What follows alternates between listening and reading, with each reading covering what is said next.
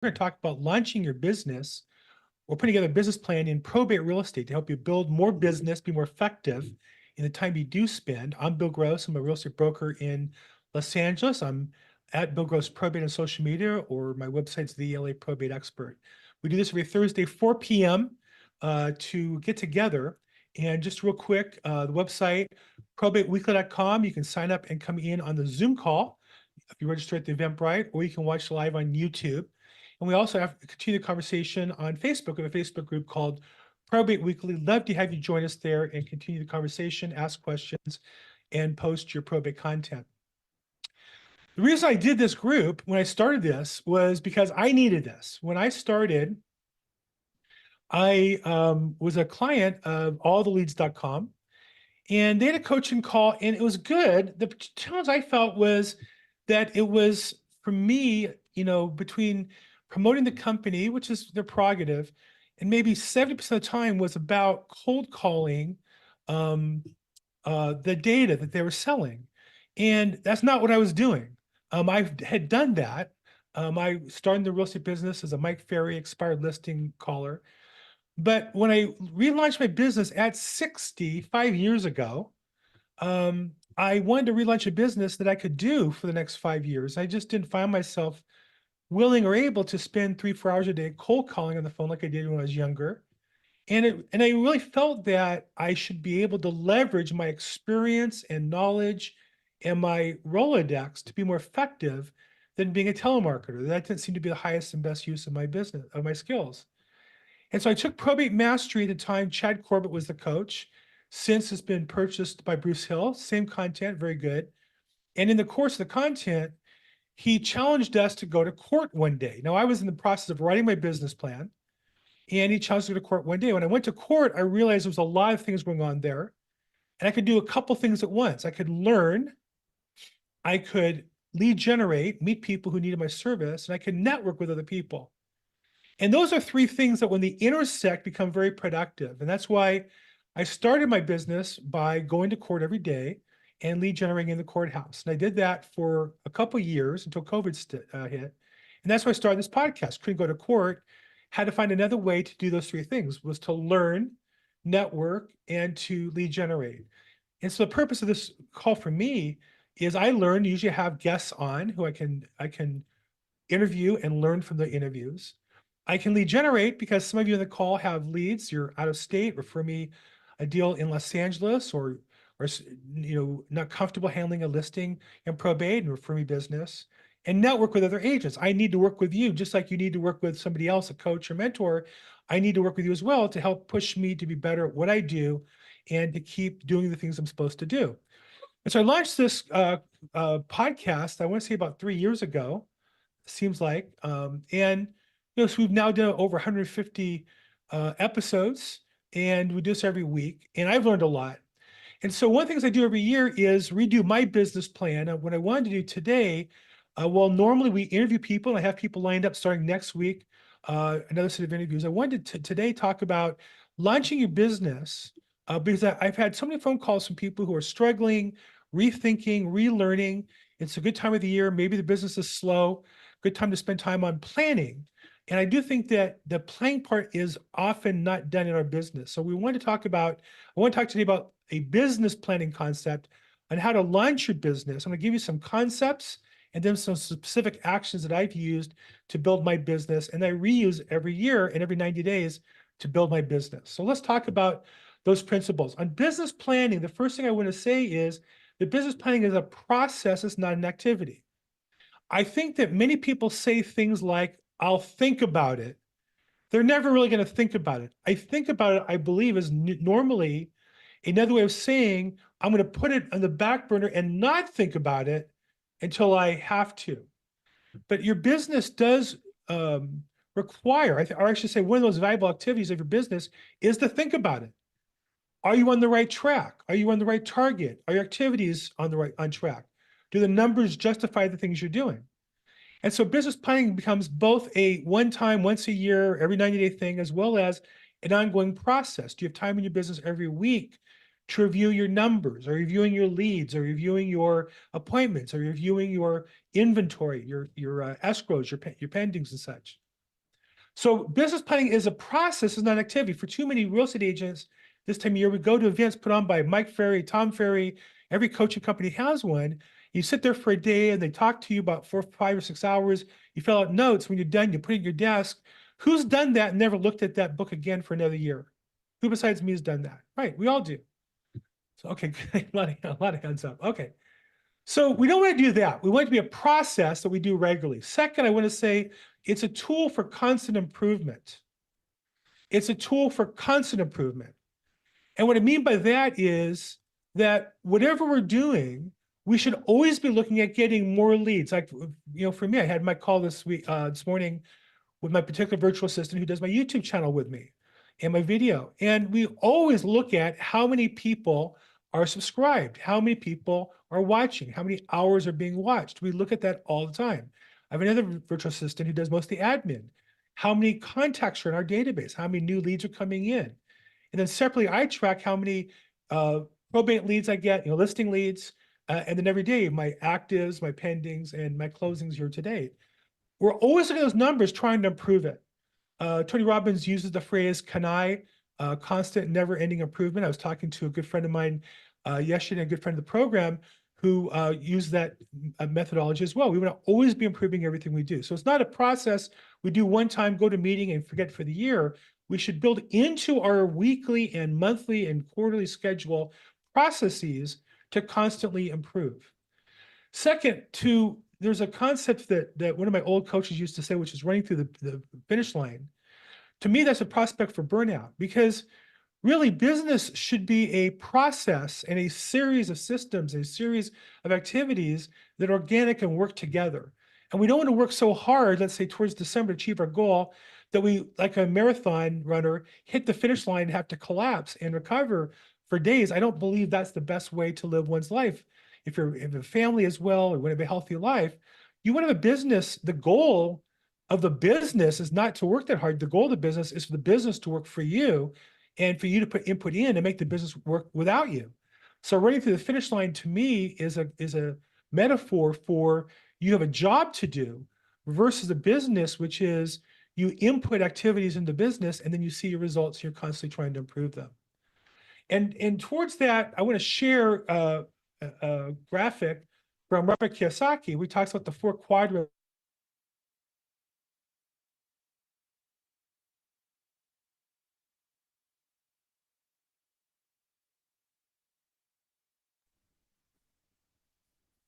Who's Bob Knight? That's weird.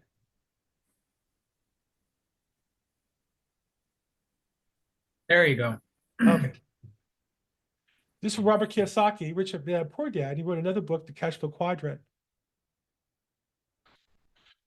And so for employees, you have a job, but this is where most realtors are. You're self-employed, but you have a job. Most brokerages kind of talked us into working our business like an employee for them. And we're on 100% commission. We don't get a salary typically, but we work it like it's a job.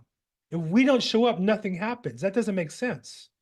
I want to tell you today, for the month of January 2024, I want to say about 20% of my income will come in this month with nothing to do with selling a house, because I've built a business that generates income. Now, I want to get to where that number is 100%. I want the 100% to be higher.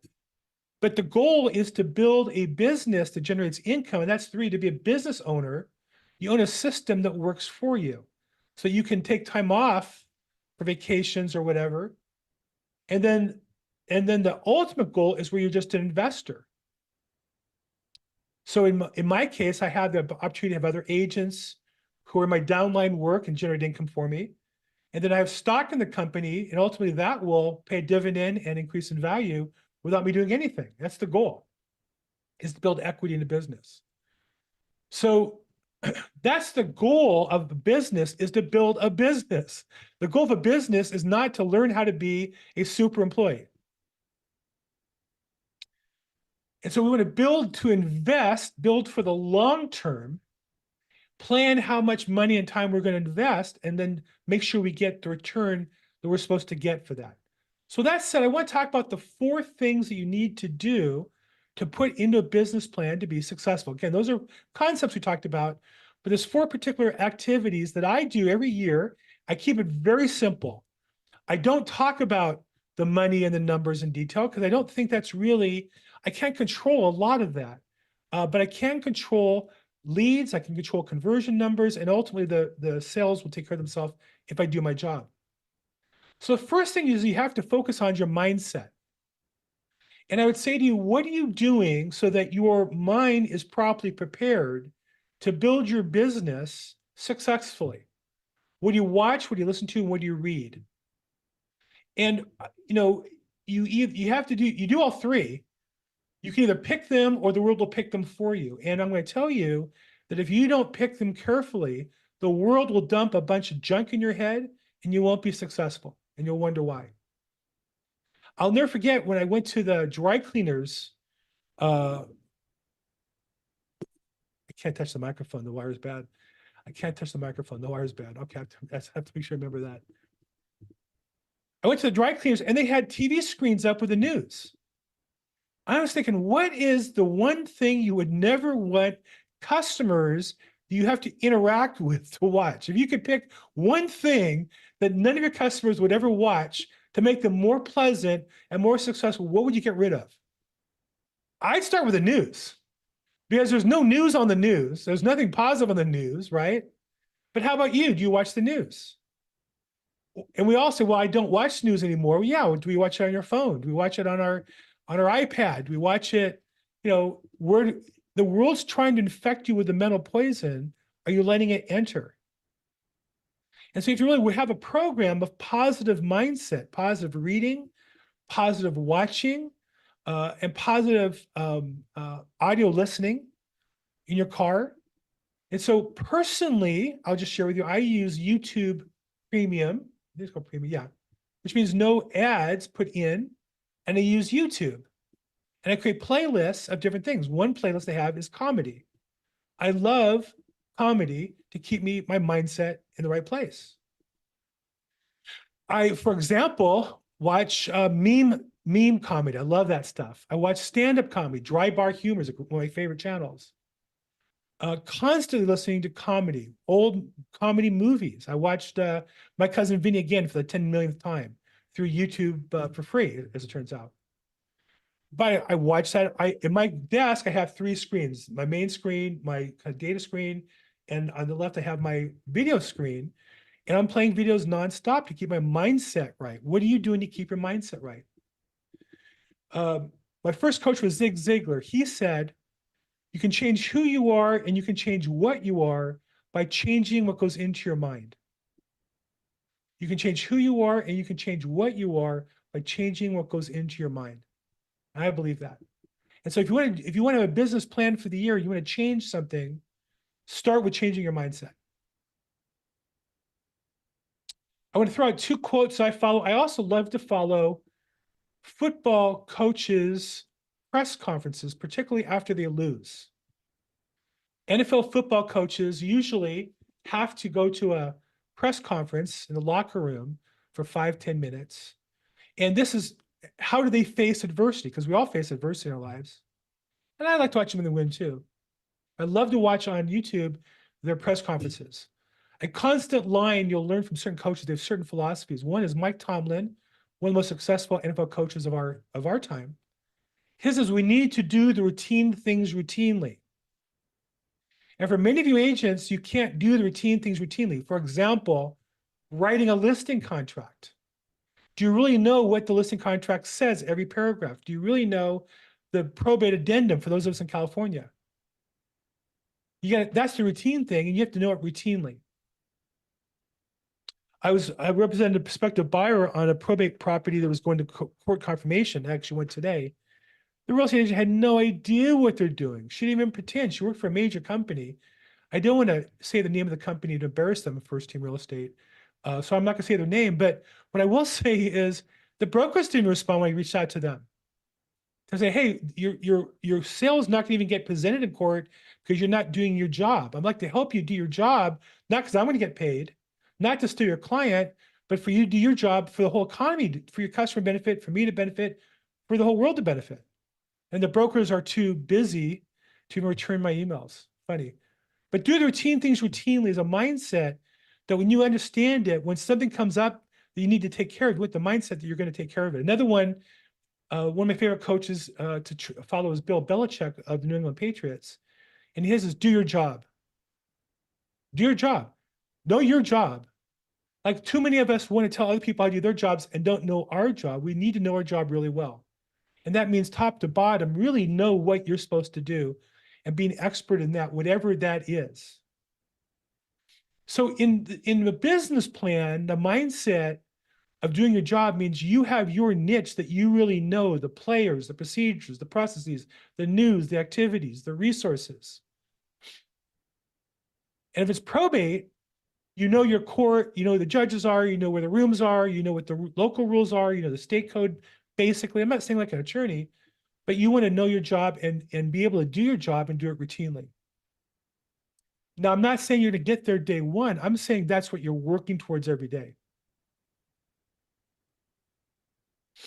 Okay, that's number one's mindset. Number two principle. Now, the next one's going to depend on where you are.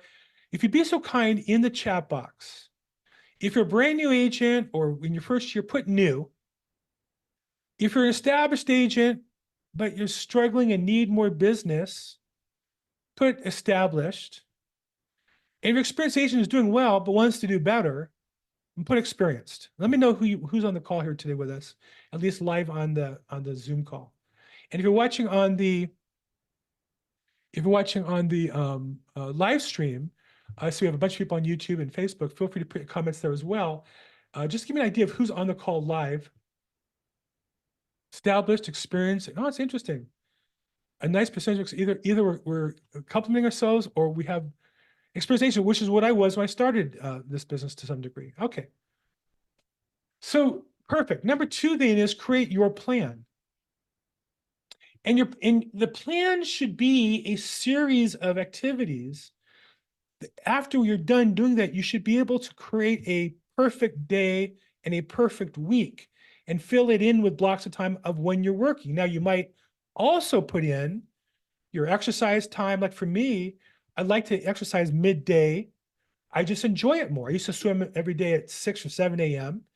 And man, even though California's weather is pretty good, it's much more pleasant at noon like today, even though it's a little cool, much nicer at noon than it is in the morning. So I rearranged my whole business where I'm basically swimming at noon, 3 or 4 work days a week. It's in my calendar. It's not an accident. But to do that, I have to work early and I have to work afterwards and make all that work. So you need to pick your plan and you should end up with a perfect day and a perfect week. You need to have your focus. Now, in the YouTube channel, we have 3 sets of videos I've done. 11 ways to sell real estate, which means how to list property. 11 ways to make money in probate real estate. And 11 ways to buy probate properties. And I put the links in the YouTube live if you want to pick up those as well. But those are on the YouTube channel already. But you should pick your focus. My focus on how to get listings was twofold. One of them, if you're especially for experience, should always be your current COI, your current center of influence, your current database. And you want to get probate business and you want to get listing business by educating your database on how to handle probate and how to avoid probate. That's your richest first source of probate business. And I know nobody believes me when I say this, and I say this all the time. And I've never heard anybody argue the point. Most of my probate business in the last 5 years has come from people who I knew, but I didn't know they needed probate real estate, and they didn't know I did probate real estate until I started marketing to them. Well, 2 of my best attorneys, my best client all time, were all people I knew really well, like had been to my house or I'd been to their house. But I didn't know that's what they did, and they didn't know that's what I did until I started marketing to them consistently after a couple years even. So you want to pick your focus. Mine was first is your database, second was going to court. Now, the mistake we make in this industry is too many of us think the only way to build a probate business is buying data and cold calling. And some of you are just never going to do it. 9% of you are never going to do it. Never. 9% of you are never going to do it. You're going to buy the data and feel guilty. It's almost like, and I just see this with real estate agents in our industry. They're almost like abused wives or abused women who let the broker tell them what they should do because they know that you're never going to do it. And then it's a way to kind of keep you under the thumb. Well, it's my fault. I didn't do more business. No, it's your fault because you didn't pick a method or system that worked for you and worked that. And the broker encouraged you to do the wrong thing, or the company that sold you the data encouraged you to do the wrong thing.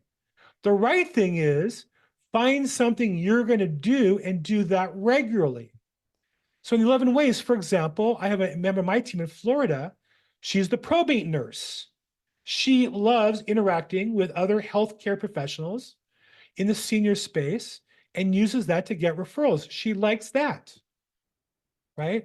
There's other people I've met who do probate who they just interact with investors. They go to investor meetups, for example, online and in person. Great. They're not going to cold call 3 hours a day. They'll never do it. It's okay. You don't have to. You've got to do something 3 or 4 hours a day. You don't have to cold call. Find your process that you're going to do that generates leads. Count the activity, how many people you meet, how many add in your database, and do that regularly. And so that's creating a process that's going to lead you to success. Companies sell you what they call probate leads. They're not leads, they're data. And the one thing I want you to know is the people you already know, like, and trust you. And if some of them have probate business, you're much faster business there if you are an attorney or your wife's an attorney or used to work for an attorney, or in the case of the probate nurse, she was a nurse. She knew people who worked in senior living, and they routinely would refer people to real estate agents to sell their homes to move into the adult facility. So you want to work your system, not somebody else's. Find the right one. So take a look at the 11 Ways series and find your niche. Find the process that you're going to work on a regular basis, not the process somebody else is going to work.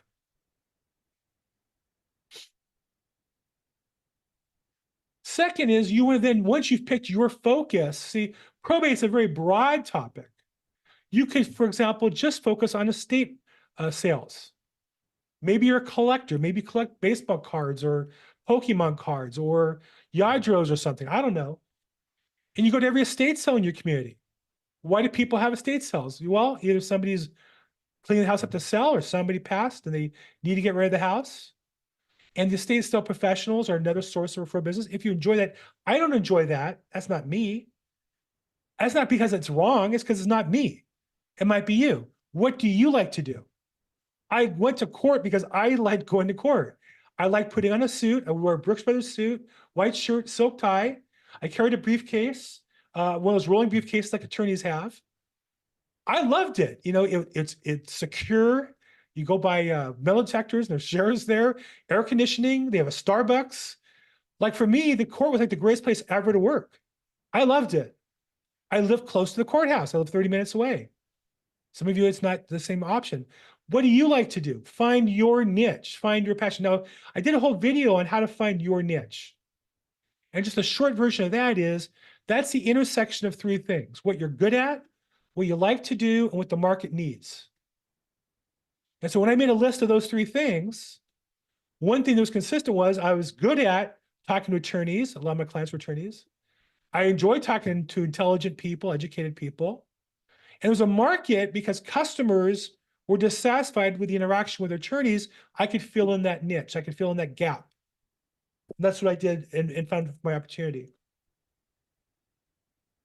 Now, since most of you answered your experienced agents, what I would say to you is, if you want to build your business, tighten up your database, your email, your social media, and then add in content related to probate and avoiding probate through estate planning.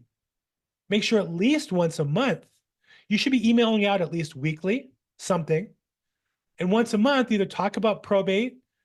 You can use, there's all kinds of stories about celebrities who didn't plan ahead, who have to go through litigation, or offer estate planning webinar or estate planning meeting with a local attorney that you want to work with. There's a lot of ways you can serve your clients. but make sure your clients know that you're the answer to the question.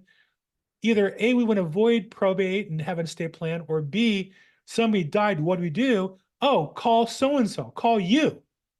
You want that phone call. What do we do? I know people focus in on, there's a Mom's House, which is a company that trains on how to work in the senior living care area. If you enjoy that, you can make one of the agents on my team. This is funny. About 3 years ago, she was struggling, and she told me, "Oh, I have two listings. They're both from the same person for my best friend." Oh, what's your best friend do? My best friend is a sales rep at a senior living facility.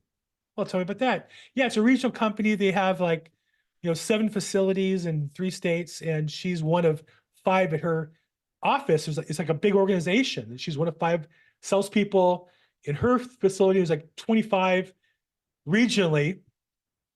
And her girlfriend goes to like these regional meetings with her colleagues, 25 colleagues at some business oriented hotel, and they get training and such. And I said, so you're saying is your best friend has 25 best friends that all do the same thing she does. If you get 2 deals a year from her, you can get 2 from all of them, perhaps. That's 50 deals. Maybe you just get 5 or 6. Why not go to their meeting and go to the bar, invite them for a drink, or invite them for breakfast, or invite them for lunch, right?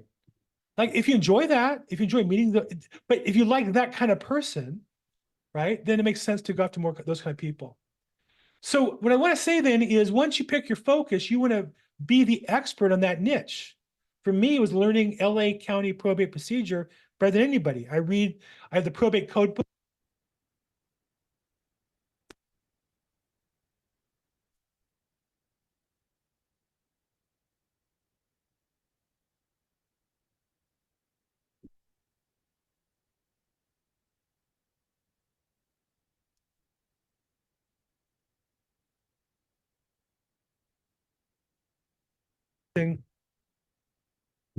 Man,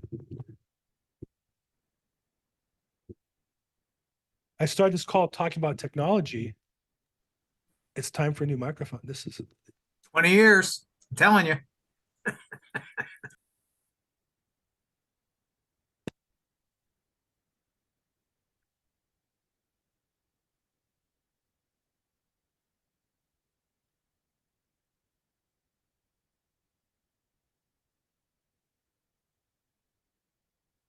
Can you guys hear me okay? Testing 1, 2, 3.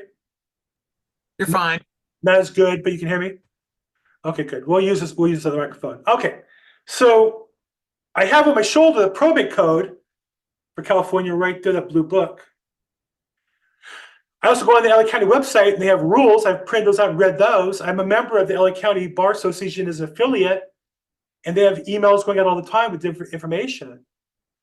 In your niche, whatever one you take, be the master of that. Now, I'm not saying spend all day reading books, but put into your database, in your calendar, time to research and learn your niche, whatever that is. If it's estate sales, go online and search for estate sales. And regularly put in a calendar once a week to look for new estate sales. If your niche is real estate investment groups, put in a calendar once a week to check Eventbrite and Meetup for real estate investor group meetups you can go to in your area. But you got to research and become the expert in who's doing what in your market area. And that's how you get yourself the business. That's one of the procedures that goes into your weekly calendar.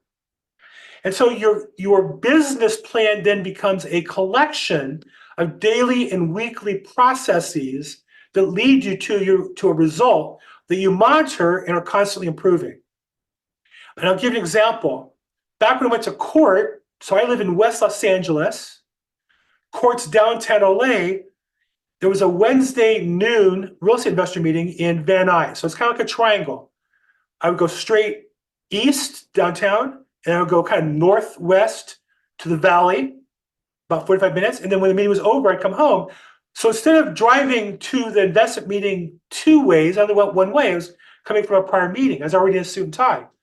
So my investment of time was only one 45-minute trip. Now that I'm going to court every day to go to that meeting, it's 2 45-minute trips there and back. Well, now my investment of time has gone up, And I wasn't getting enough leads per hour to justify my going there because I was tracking it, how many leads I got from that program. So I go there once every 3 months or so and meet a bunch of people at one time. So a business then becomes analyzing your results and constantly improving your procedures and processes to get better results. Is that getting too technical? No? Questions on that?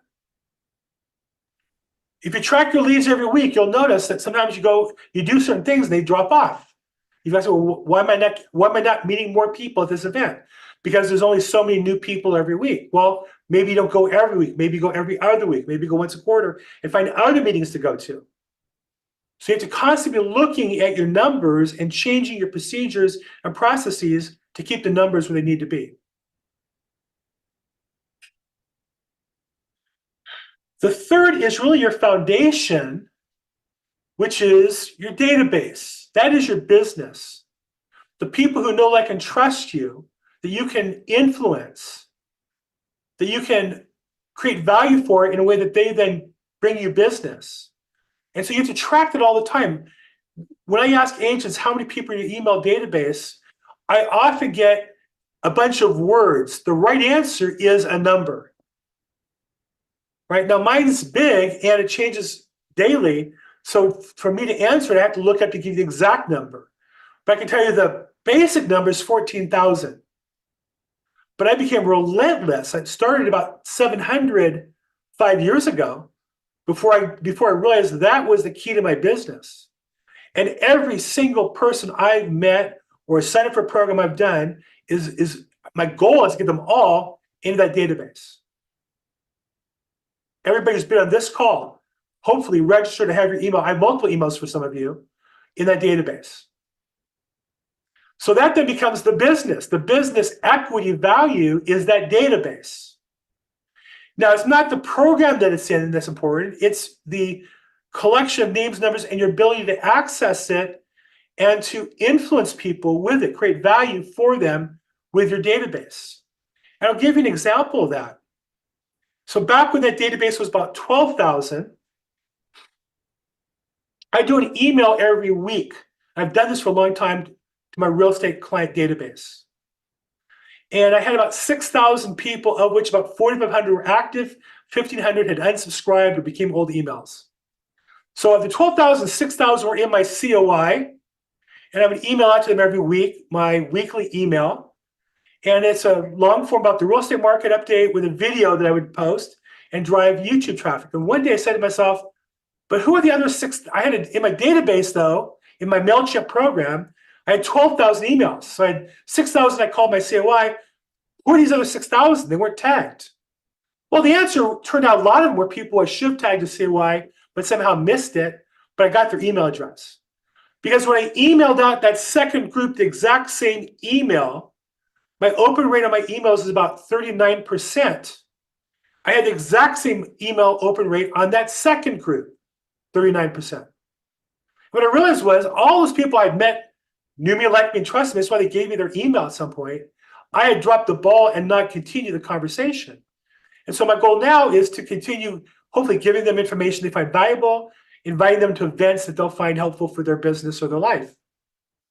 So I say the same to you, that the equity of your business is all those people that you've met that know, like, and trust you. The ones who don't, they'll unsubscribe or they'll ignore emails. Don't worry about it. But you have people who are waiting for your guidance, your help. Be the bigger person to help them. Put yourself on the line, whatever that means to you. If you learn something about real estate, share that with as many people as possible. And once you share something, to add in another 10, 20%, or 50% of your database, you're just sharing the same value with more people. You're making yourself more valuable. So your foundation becomes that database. And then what you do with it, between emailing, posting social media content, in my case, I do a lot of video work, I invite people to live streams, that becomes the business for me, creating an inbound business. I don't outbound cold call. I do postcard referral sources, in my case, attorneys. I built a list of about 250 attorneys that I've worked with. I send them a postcard. I just started doing that again recently, once a month. That costs about $1.50 a postcard. But I don't cold mail. These are all attorneys I've met or done a deal with, or they were on the other end of a probate. Somehow I've talked to them before, met them in court maybe. But then you have your foundation, and then how you market to those people becomes your business. So you go out and meet new people, put them in your database, and you have to have something to stay engaged with them. If you have an email address, you post to the social media where they're at, that's the way you stay in touch with them. Okay, wow, time flew. I covered a lot of material I wanted to cover. Those are the four. Oh, and the fourth point. So again, just to cover the 3 points of your business plan, your mindset, create your plan, which is a list of procedures, processes that should equal a perfect day and a perfect week. That's how you should be spending your time. So you should know every day when you go to work what you're supposed to be doing. Every day, you should know. For me, 8 to 12 is lead generation time. If I do something else, I have to make up for it later in the day. But my perfect day is lead generation time. And then I break from noon for 2 hours to exercise. Take an hour break, to and from, shower afterwards, and then work from 2 till 5 in my case. What's your schedule? And what are you doing to those activities? And do you have lead generation time built into it? So that was number 2. Number 3 was your foundation. Then everything is funneling into your, what do you want to call that, database, center of influence database. What do you want to call that? I would call it the foundation. That is your business. If you're going to sell it, that's what you're selling. And then lastly, get into action. Whatever you're supposed to do that. My goal is to talk to as many people as I can every day. I can't control all of it, but I get people who invite me to speak to their group. That's the best, because now I have all those new people coming into my system. I promote my own events. You're on this one, and I meet new people on this at register regularly. I get about 8 new signups to this a week. But it's a constant process, and then people see they get on YouTube and watch on YouTube instead. So again, mindset. Number 2 is to pick your plan, your focus. 3 is building your foundation. And then 4 is getting into action. And then all you do is you evaluate regularly. So you have to have in your procedures weekly tracking your numbers. How many people did you meet this week? Did your foundation numbers go up, or did you go up enough? And where they come from? And then what did you need to do more of, and who do you have to talk to? Okay, I've done a lot of talking. This is meant to be interactive. Facebook says makes sense. Thank you. I'm sure whatever I said made sense. And Michael said, express agent slowly going broke. Michael, we don't see you go broke. We want to help you avoid that. So that's why we're all here, is we need to make sure we're focused on the target. I think for a lot of real estate agents, we got sold into working as employees in our own business rather than understanding the goal is to build a business that we own, and the business works for us, and we can either do something else or keep building that business. Questions, comments? I covered a lot of material. I talked quickly, and the audio is different, so sorry about that. What questions do you guys have?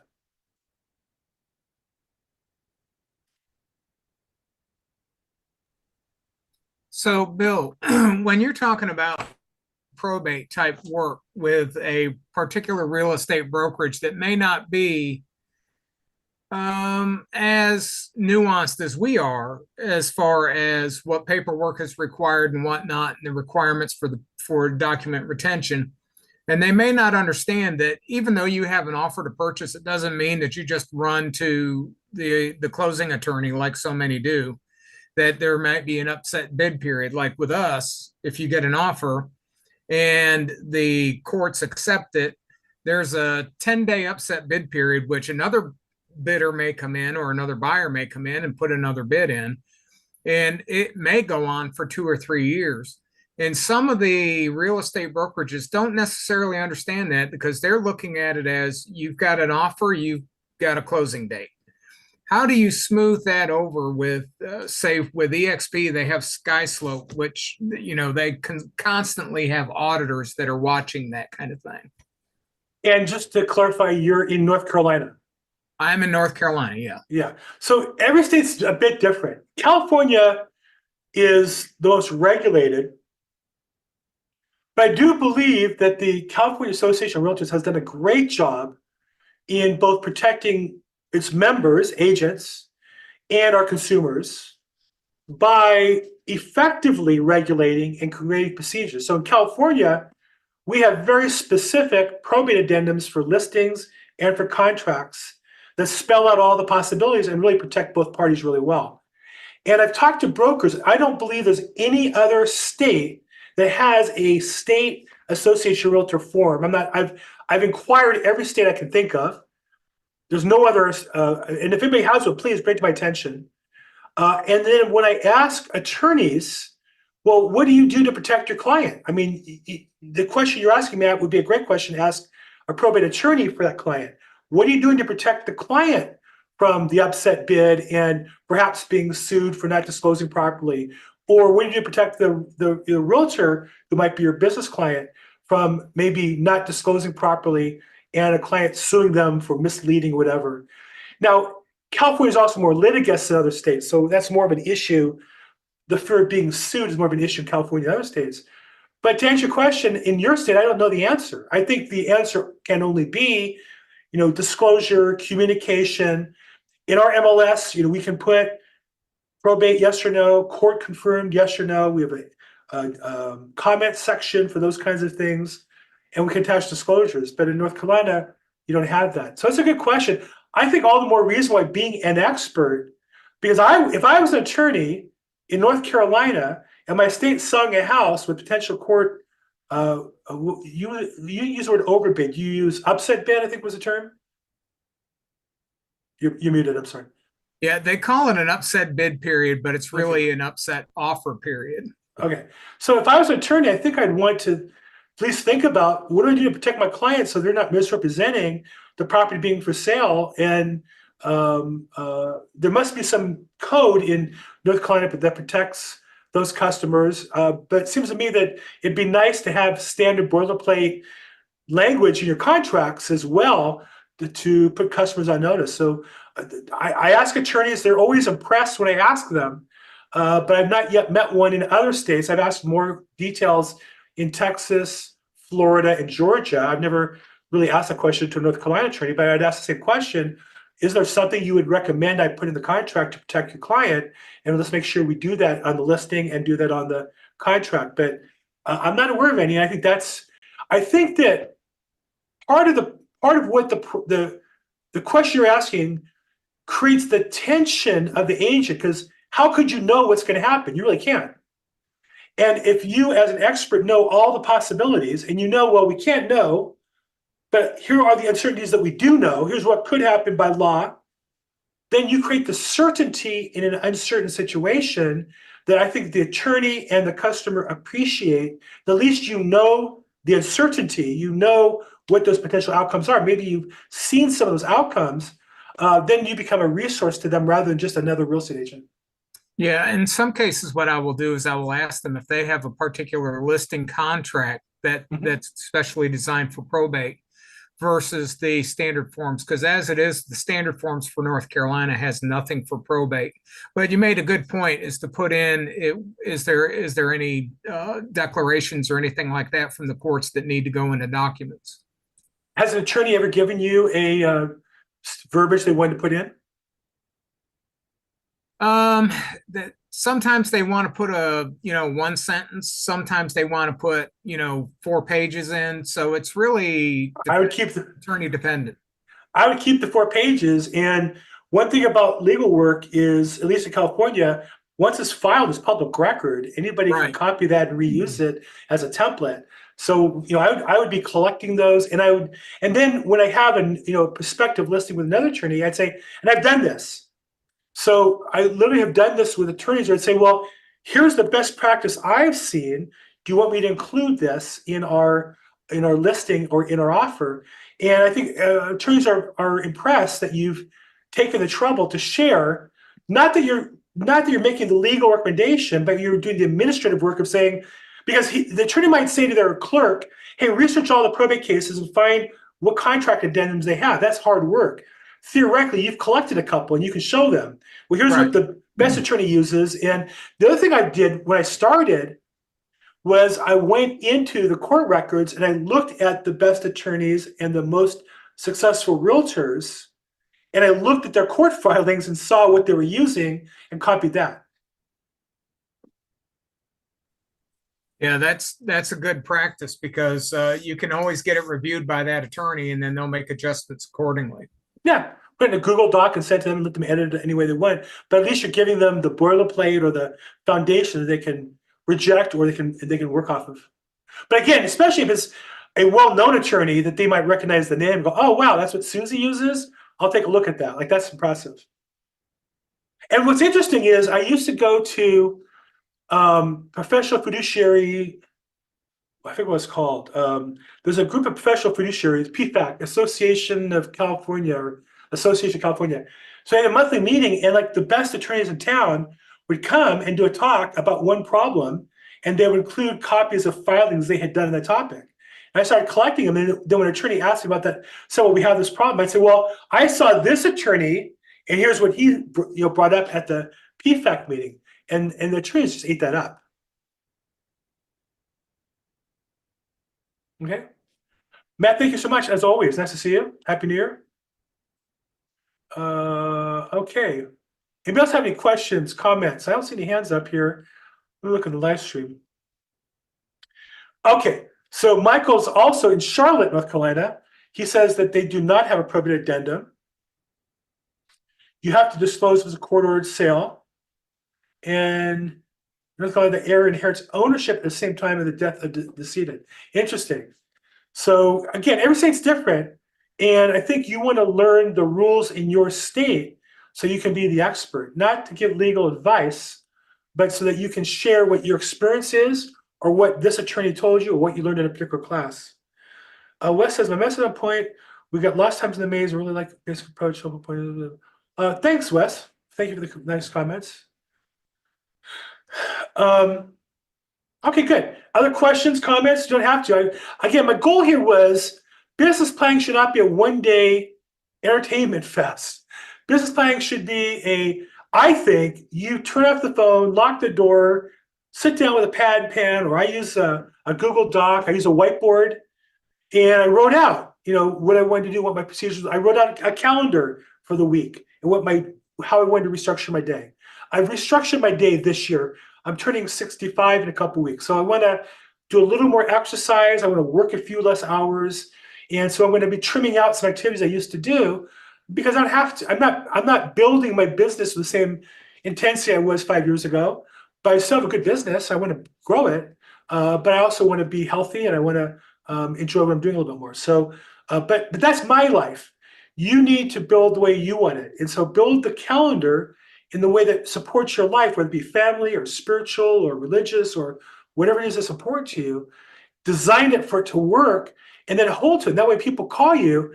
So the advantage I have is when people want me to do things, I have a calendar. I can send them a link and they book in my calendar.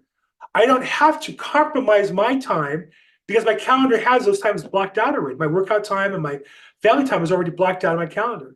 So I'm offering them the times that work for me. And once I started doing that, I realized if I offer the times that work best for me, most people will work around my calendar. Well, good. I mean, I'm glad to make that work. I don't go out to lunch.